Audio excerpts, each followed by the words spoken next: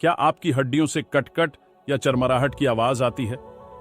तो ये संकेत हो सकता है कि हड्डियों में लुब्रिकेंट यानी चिकनाई की कमी हो गई है। अक्सर उम्र बढ़ने पर यह समस्या बढ़ जाती है। ऐसे में हड्डियों को मजबूत और लचीला बनाए रखने के लिए शरीर को पर्याप्त कैल्शियम देना बहुत जरूरी है।